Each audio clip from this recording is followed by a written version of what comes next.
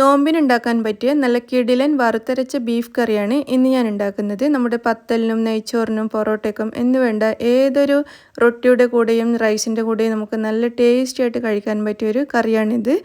ഞാനിന്ന് ചുവന്നുള്ളി, അതായത് കുഞ്ഞുള്ളി വെച്ചിട്ടാണ് ഈ കറി ഉണ്ടാക്കുന്നത്. കുഞ്ഞുള്ളി വെച്ചിട്ടുണ്ടാക്കി കഴിഞ്ഞാൽ ഒരു പ്രത്യേക ടേസ്റ്റാണ് കറിക്ക്. അപ്പോൾ ചെറിയ ഉള്ളി തൊലി കളയാൻ മടിയുള്ളവരാണെങ്കിൽ സാധാരണ സവാള വെച്ചിട്ടും ഈ കറി ഉണ്ടാക്കാവുന്നതേ ഉള്ളൂ. കുഞ്ഞുള്ളി കിട്ടുകയാണെങ്കിൽ കുഞ്ഞുള്ളി ചേർത്ത് കഴിഞ്ഞാൽ ഒരു പ്രത്യേക ടേസ്റ്റ് ആയിരിക്കും. അപ്പോൾ നമുക്ക് ഈ കറി എങ്ങനെയാണ് ഉണ്ടാക്കുന്നതെന്ന് നോക്കാം.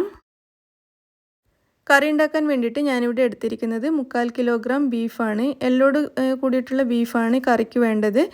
കറി ഉണ്ടാക്കുമ്പോൾ എല്ലുണ്ടെങ്കിൽ മാത്രമേ കറി രുചി ഉണ്ടാവുള്ളൂ. അപ്പോൾ കഴിയുന്നതും എല്ലോട് കൂടിയിട്ടുള്ള ബീഫ് എടുക്കാൻ ശ്രദ്ധിക്കുക. ഈ ബീഫ് ചെറുതായിട്ട് കട്ട് ചെയ്തതിന് ശേഷം നന്നായിട്ട് കഴുകിയെടുത്ത് ഇതിൽ വെള്ളമൊക്കെ കളഞ്ഞെടുത്ത് വെച്ചിരിക്കുകയാണ്.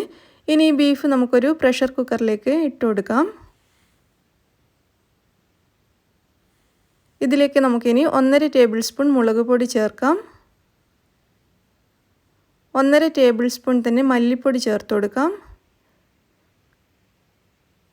1/2 ടീസ്പൂൺ വരെ മഞ്ഞൾപ്പൊടി ചേർക്കാം. ആവശ്യത്തിനുള്ള ഉപ്പും കൂടി ചേർത്ത് കൊടുക്കാം. ഏകദേശം 1 ടീസ്പൂൺ ഉപ്പ് ചേർത്തിട്ടുണ്ട്. ഇനി ഇതിലേക്ക് നമുക്കൊരു 1/2 കപ്പ് വരെ വെള്ളം കൂടി ചേർത്ത് കൊടുത്തിട്ട് ഇതെല്ലാം കൂടി നന്നായിട്ടൊന്ന് മിക്സ് ചെയ്തെടുക്കാം. വെള്ളം 1/2 കപ്പ് മാത്രമേ ചേർത്തിട്ടുള്ളൂ. ഇതിൽ ബീഫിലും കുറേ വെള്ളം ഉണ്ടാവും. അത് വേവുന്ന സമയത്ത് വെള്ളം നല്ലോണം ഇറങ്ങിക്കോളും. നന്നായിട്ട് ഇതൊന്ന് മിക്സ് ചെയ്തതിന് ശേഷം നമുക്കിത് അടച്ച് വെച്ചിട്ട് ഇതിൻ്റെ വെയിറ്റ് ഇട്ട് കൊടുക്കാം. അതിനുശേഷം നമുക്കിത് അടുപ്പത്തേക്ക് മാറ്റാം. അടുപ്പത്തേക്ക് മാറ്റിയിട്ട് ഒരു 6-7 വിസിൽ വരുന്നത് വരെ നമുക്കിത് വേവിച്ചെടുക്കാം. അല്ലെങ്കിൽ നമ്മുടെ കയ്യിലുള്ള ബീഫിൻ്റെ വേവിനനുസരിച്ച് ഇത് വേവിച്ചെടുക്കാം. അപ്പോൾ നല്ല റെഡ് കളറുള്ള ബീഫൊക്കെ ആണെങ്കിൽ വേവാൻ കുറച്ചധികം സമയം എടുക്കും. ഒരു പിങ്ക് കളറുള്ള ബീഫാണെങ്കിൽ പെട്ടെന്ന് വെന്ത് കിട്ടും.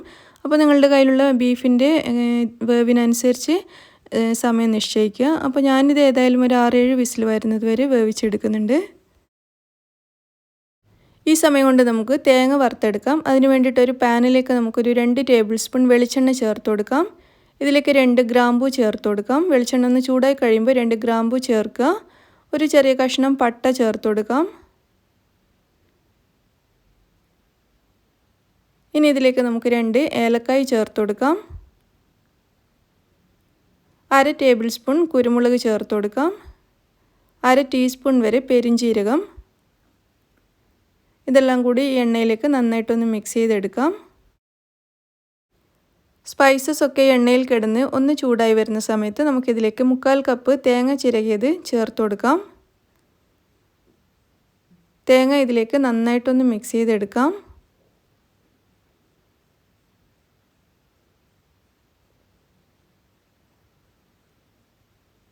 തേങ്ങ ഒന്ന് മിക്സ് ചെയ്തതിന് ശേഷം നമുക്കിതിലേക്ക് ഒരു 4 ചെറിയ ഉള്ളി ചെറുതായിട്ട് അരിഞ്ഞതും 2 വെളുത്തുള്ളി അല്ലിയും കൂടി ചേർത്ത് കൊടുക്കാം. എന്നിട്ട് ഇതെല്ലാം കൂടി നന്നായിട്ടൊന്ന് ഫ്രൈ ചെയ്തെടുക്കാം. തേങ്ങ ഫ്രൈ ചെയ്തിട്ട് ഏകദേശം പകുതി ആയ സമയത്ത് നമുക്കിതിലേക്ക് കുറച്ച് കറിവേപ്പില ചേർത്ത് കൊടുക്കാം. ഈ സമയത്ത് നമുക്ക് ഒരു ബേ ലീഫിൻ്റെ പകുതിയും കൂടി ചേർത്ത് കൊടുക്കാം. ചെറിയ ബേ ലീഫാണെങ്കിൽ ഒന്ന് മുഴുവനായിട്ട് ചേർക്കാം. വലുതാണെങ്കിൽ ഇതുപോലെ പകുതി ചേർത്ത് കൊടുത്താൽ മതി. എന്നിട്ട് ഇനി ഇതെല്ലാം കൂടി ഒരുമിച്ച് നന്നായിട്ട് ഫ്രൈ ചെയ്യാം. നല്ല ഗോൾഡൻ ബ്രൗൺ കളറാകുന്നത് വരെ തേങ്ങ നന്നായിട്ട് ഫ്രൈ ചെയ്തെടുക്കുക. തേങ്ങ നന്നായിട്ട് ഫ്രൈ ആയി നല്ലൊരു ഗോൾഡൻ ബ്രൗൺ കളറായി മാറിയിട്ടുണ്ട്. ഈ സമയത്ത് നമുക്കിതിലേക്ക് 1.5 ടേബിൾ സ്പൂൺ മല്ലിപ്പൊടി ചേർത്ത് കൊടുക്കാം.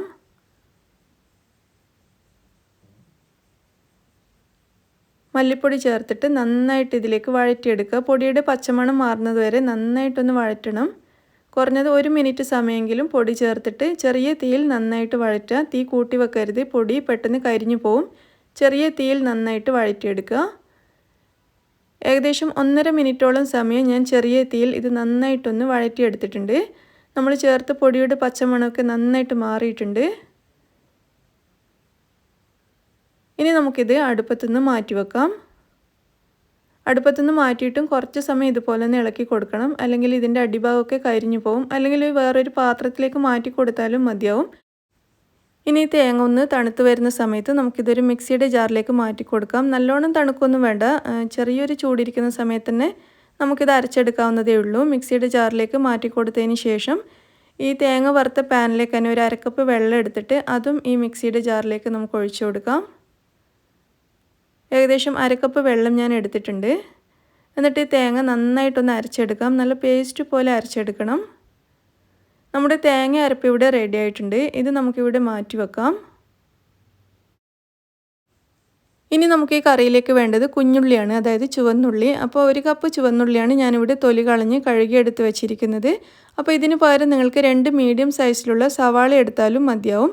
അപ്പോൾ ഈ ചുവന്നുള്ളി നമുക്ക് ചെറുതായിട്ടൊന്ന് അരിഞ്ഞെടുക്കാം. ഞാനൊരു ഫുഡ് പ്രോസസ്സറിലിട്ടിട്ടാണ് നല്ല പൊടിയായിട്ട് അരിഞ്ഞെടുക്കുന്നത്. അതല്ലെങ്കിൽ നിങ്ങൾക്ക് ചെറുതായിട്ട് കത്തി വെച്ചിട്ടൊന്ന് കട്ട് ചെയ്തെടുത്താലും മതിയാവും. ഇതിവിടെ നല്ല പൊടി പോലെ അരിഞ്ഞെടുത്തിട്ടുണ്ട്. ഇനി നമുക്ക് കറി ഉണ്ടാക്കാൻ വേണ്ടിയിട്ട് തുടങ്ങാം. കറി ഉണ്ടാക്കാൻ വേണ്ടിയിട്ട് ഞാനിവിടെ ഒരു പാൻ അടുപ്പത്ത് വെച്ചിട്ടുണ്ട്. ഈ പാൻ നന്നായിട്ടൊന്ന് ചൂടായിട്ടുണ്ട്. ഇനി നമുക്കിതിലേക്ക് 2 അല്ലെങ്കിൽ 3 വരെ ടേബിൾ സ്പൂൺ വെളിച്ചെണ്ണ ചേർത്ത് കൊടുക്കാം. വെളിച്ചെണ്ണ നന്നായിട്ട് ചൂടായി വരുന്ന സമയത്ത് നമ്മളിപ്പോൾ കട്ട് ചെയ്ത് വെച്ച ഉള്ളി ഇതിലേക്ക് ചേർത്തിട്ട് നന്നായിട്ടൊന്ന് വഴറ്റിയെടുക്കാം. ഉള്ളി നല്ല സോഫ്റ്റായിട്ട് ഇതിൻ്റെ കളർ ചെറുതായിട്ടൊന്ന് മാറി വരുന്നത് വരെ നന്നായിട്ടൊന്ന് വഴറ്റുക. നന്നായിട്ട് ഇതൊന്ന് വഴറ്റി ഇതിൻ്റെ കളറൊക്കെ മാറി വന്നിട്ടുണ്ട്. ഈ സമയത്ത് നമുക്കിതിലേക്ക് ഒരു തക്കാളി അരിഞ്ഞത് ചേർത്ത് കൊടുക്കാം. തക്കാളി ചേർത്തിട്ട് നന്നായിട്ടൊന്ന് മിക്സ് ചെയ്തെടുക്കാം.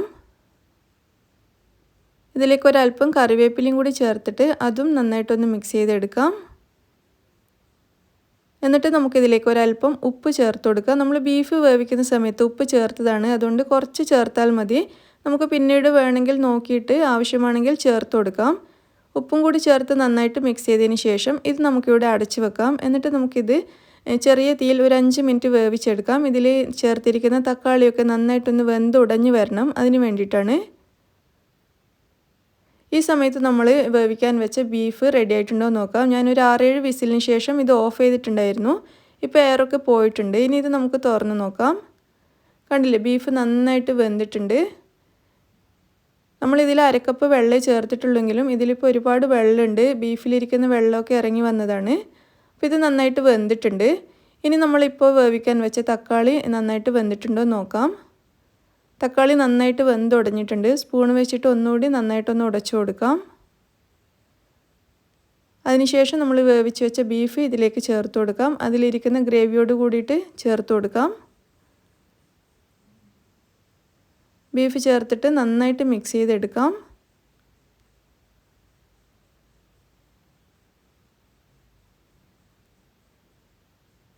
നന്നായിട്ടൊന്ന് മിക്സ് ചെയ്തതിന് ശേഷം നമ്മൾ റെഡിയാക്കി വെച്ച അരപ്പും കൂടി ഇതിലേക്ക് ചേർത്ത് കൊടുക്കാം. എന്നിട്ട് വീണ്ടും നന്നായിട്ടൊന്ന് യോജിപ്പിച്ചെടുക്കാം. ഇനി നമ്മൾ തേങ്ങ അരച്ച മിക്സിയുടെ ജാറിലേക്ക് 1 കപ്പ് വെള്ളം ചേർത്തിട്ട് അതും ഈ കറിയിലേക്ക് ഒഴിച്ചു കൊടുക്കാം. വെള്ളം കൂടി ചേർത്തിട്ട് ഇതെല്ലാം കൂടി ഒരുമിച്ച് നന്നായിട്ട് മിക്സ് ചെയ്തെടുക്കാം. ഈ സമയത്ത് നമുക്കിതിലേക്ക് 1 ടേബിൾ സ്പൂൺ വിനാഗിരി ചേർത്ത് കൊടുക്കാം. വിനാഗിരി അല്ലെങ്കിൽ ചെറുനാരങ്ങ നീരാണെങ്കിൽ അത് ചേർത്താലും മതി. 1 ടേബിൾ സ്പൂൺ വിനാഗിരിയാണ് ചേർത്തിരിക്കുന്നത്. എന്നിട്ട് നന്നായിട്ട് മിക്സ് ചെയ്തെടുക്കാം. ഇപ്പോൾ കറി ഇവിടെ തിളച്ച് തുടങ്ങിയിട്ടുണ്ട്. ഈ തിളച്ച് തുടങ്ങുന്ന സമയത്ത് നമുക്ക് ഈ കറി ഇവിടെ അടച്ചു വെക്കാം. എന്നിട്ട് നമുക്ക് ഈ കറി ചെറിയ തീയിൽ 15 മുതൽ 20 വരെ മിനിറ്റ് സമയം നന്നായിട്ടൊന്ന് വേവിച്ചെടുക്കണം. നമ്മളിപ്പോൾ ചേർത്തിരിക്കുന്ന തേങ്ങയും ബീഫും മസാലകളും ഒക്കെ കൂടി നന്നായിട്ടൊന്ന് യോജിച്ച് വരണം. ഒരു 20 മിനിറ്റ് സമയമെങ്കിലും വെച്ചിരിക്കുന്നത് നല്ലതാണ് ചെറിയ തീയിൽ. അപ്പോൾ ഒരു 20 മിനിറ്റ് വരെ നമുക്ക് വെയിറ്റ് ചെയ്യാം. 20 മിനിറ്റിന് ശേഷം നമുക്ക് ഈ കറി ഒന്ന് തുറന്ന് നോക്കാം. ഇതിൻ്റെ എണ്ണയൊക്കെ മുകളിൽ തെളിഞ്ഞ് നല്ല ഭംഗിയായി വന്നിട്ടുണ്ട് ഈ കറി. നമുക്ക് വീണ്ടും നന്നായിട്ടൊന്ന് ഇളക്കി കൊടുക്കാം. നമ്മളിങ്ങനെ ചെറിയ തീയിൽ വെച്ചിരിക്കുന്ന സമയത്ത് ഇതിൻ്റെ എണ്ണയൊക്കെ മുകളിൽ തെളിഞ്ഞ് നല്ല പാകത്തിലായിട്ട് കിട്ടും. ഈ സമയത്ത് നമുക്കിതിലേക്ക് കുറച്ച് കറിവേപ്പിലയും ഒരു 2 ടേബിൾ സ്പൂൺ വെളിച്ചെണ്ണയും കൂടി മുകളിലേക്ക് ഒഴിച്ചു കൊടുക്കാം. വെളിച്ചെണ്ണ ഇത്രയും നിങ്ങൾക്ക് ആവശ്യമില്ലെങ്കിൽ കുറച്ചൊന്ന് ഒഴിച്ചു കൊടുത്താലും മതിയാവും. 1 ടീസ്പൂൺ അല്ലെങ്കിൽ 2 ടീസ്പൂൺ വരെ ഒഴിച്ചു കൊടുത്താലും മതിയാവും. പക്ഷേ ഈ സമയത്ത് നമ്മൾ ഈ വെളിച്ചെണ്ണ ഒഴിച്ചു കൊടുക്കുകയാണെങ്കിൽ കറിയുടെ ടേസ്റ്റ് ഒന്ന് വേറെ തന്നെയാണ്. അതുകൊണ്ട് എന്തായാലും ഒരു കുറച്ചെങ്കിലും ഒന്ന് ഒഴിച്ചു കൊടുക്കുക. അപ്പോൾ നല്ല രുചിയായിരിക്കും കറിക്ക്. അപ്പോൾ വെളിച്ചെണ്ണയും കറിവേപ്പിലയും കൂടി ചേർത്ത് നന്നായിട്ടൊന്ന് ഇളക്കി എടുത്തിട്ടുണ്ട്. നമ്മുടെ കറി ഇവിടെ റെഡി ആയിട്ടുണ്ട്. ഇത് നമുക്ക് അടുപ്പത്തുനിന്ന് മാറ്റിയിട്ട് ഒരു പ്ലേറ്റിലേക്ക് വിളമ്പിയെടുക്കാം. കണ്ടില്ലേ, നല്ല ഭംഗിയുള്ള കളറാണ് നമ്മുടെ കറിക്ക്. നല്ല രുചിയായിട്ടുള്ളൊരു ബീഫ് കറിയാണ്. അപ്പോൾ ഇതുപോലെ വറുത്തരച്ചിട്ടുള്ള ബീഫ് കറിയാണെങ്കിൽ നമുക്ക് നെയ്ച്ചോറിനും പത്തലിനും ഒക്കെ നല്ല കറിയാണിത്. അതുപോലെ നമ്മുടെ സാധാ ചോറിൻ്റെ കൂടെ കഴിക്കാൻ ഒരു അടിപൊളി കറിയാണ്. അപ്പോൾ നിങ്ങളെല്ലാവരും ഇതൊന്ന് ട്രൈ ചെയ്ത് നോക്കുക. പ്രത്യേകിച്ച് നോമ്പിനൊക്കെ നമുക്ക് നല്ല രുചിയോട് കൂടിയിട്ട് കഴിക്കേണ്ട കറി തന്നെ വേണം. അപ്പോൾ ഇതുപോലുള്ള കറികളൊന്ന് ട്രൈ ചെയ്ത് നോക്കുക. നിങ്ങൾക്ക് ഇഷ്ടമായിട്ടുണ്ടാവുമെന്ന് വിചാരിക്കുന്നു. ഇഷ്ടമാവുകയാണെങ്കിൽ ലൈക്ക് ചെയ്യാനും ഷെയർ ചെയ്യാനും മറക്കരുത്. അതുപോലെ നിങ്ങൾ എൻ്റെ ചാനൽ സബ്സ്ക്രൈബ് ചെയ്യാത്തവരാണെങ്കിൽ പ്ലീസ് സബ്സ്ക്രൈബ് ചെയ്യാൻ മറക്കരുത്. താങ്ക്